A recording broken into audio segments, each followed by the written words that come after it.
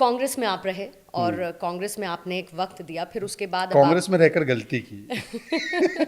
बहुत सारे लोगों ने सुधारी। तो फिर कांग्रेस से बीजेपी में जब आप आए, ये पूरा का पूरा जर्नी आपका कैसा रहा? What difference do you feel Congress में रहते हुए, बीजेपी में रहते हुए? एक वाक्य में अगर इसको समअप करना है कि कांग्रेस और बीजेपी में सबसे बड़ा अंतर क्या है, तो एक वाक्य में ये कहा जा सकता है कि कांग्रेस में परिवार पार्टी है और भाजपा में पार्टी को परिवार की तरह मानते हैं। ये मूल डिफरेंस है और इसी में सब कुछ निहित है।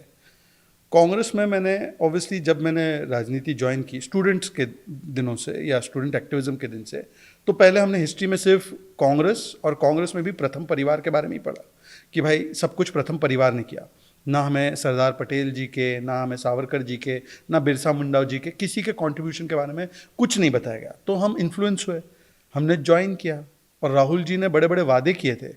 राहुल जी 2004 से हमको बोल रहे थे कि भाई देखो मैं अपनी पार्टी को जो है परिवारवादी नहीं, परफॉर्मेंस बेस्ड बनाऊंगा, मेरिट की वैल्यू होगी।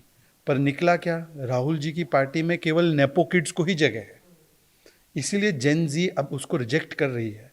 हम तो वो जेन जी उस समय थे, तो हमने काफ़ी समय दिया और काफ़ी समय तक देखने के बाद भी जब पता चला कि नहीं, कांग्रेस पार्टी ना जेन डी डायनेस्टी छोड़ने को तैयार है, ना वो परिवारवाद और एलिटिज्म और एंटाइटलमेंट छोड़ने को तैयार है, ना अपीजमेंट पॉलिटिक्स छोड़ने को तैयार है, तो हमने कांग्रेस को छोड़ दिया।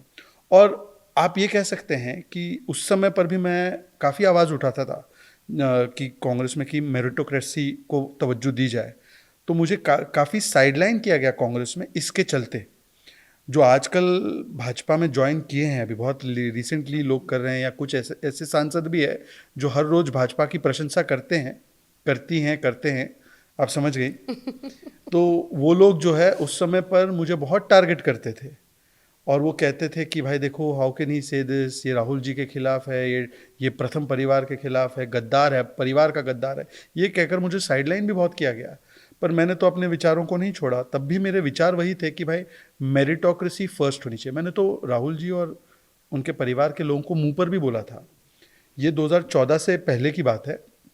मैंने उनको साफ साफ बोला था कि यदि आपको, तब नरेंद्र मोदी जी घोषित नहीं हुए थे कैंडिडेट के रूप में प्रधानमंत्री के, पर वो सबको पता था कि he will be declared and everyone new कि वो आने वाले हैं। मैंने बोला भाई साहब, अगर आपको 150 सीट चाहिए, 150, मैंने ये नहीं कहा कि आप जीतेंगे, मैंने कहा 150 सीट या रिस्पेक्टेबल टैली चाहिए, तो एक ही कदम कीजिए, एक ही कदम उठाइए, राहुल, प्रियंका और रॉबर्ट को राजनीति से अलग रखिए। ये मैंने साफ कह दिया था। उसके बाद तो फिर मेरे खिलाफ फतवा ही जारी हो गया।